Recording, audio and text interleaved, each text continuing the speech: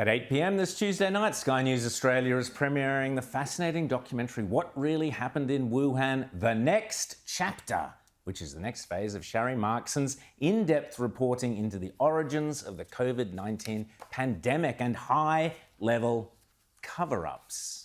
Sharri joins us now. Sharri, great to see you. Exciting, very exciting. Tell us what we can expect on Tuesday night at 8 p.m.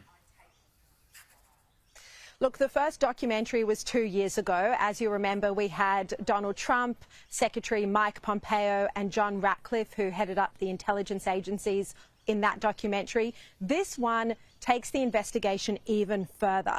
Rowan, you know we've all been talking about Anthony Fauci and the role that he played in covering up COVID-19, any suggestion that it came from a laboratory.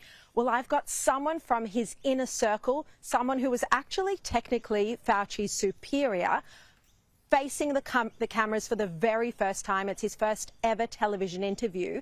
And he reveals that him and Anthony Fauci and Francis Collins actually decided to downplay any suggestions that COVID came from a lab so that the American public would think it was a natural virus. He's sitting down on camera. I ask him if he feels guilty about it. Is this why he's agreed to this interview to front the cameras? He says he feels an obligation to tell the public what they decided to do, how they decided to divert attention away from the lab leak, why they decided to do it. So it's a really fascinating interview. He says he still lies awake at night worrying about what he calls the downstream effects from the decision they made, him and Anthony Fauci, early in the pandemic. And the downstream effects, as you know, includes that what should have been investigated right from the start, the fact that this virus in all likelihood came from the Wuhan Institute of Virology, instead that was considered a conspiracy.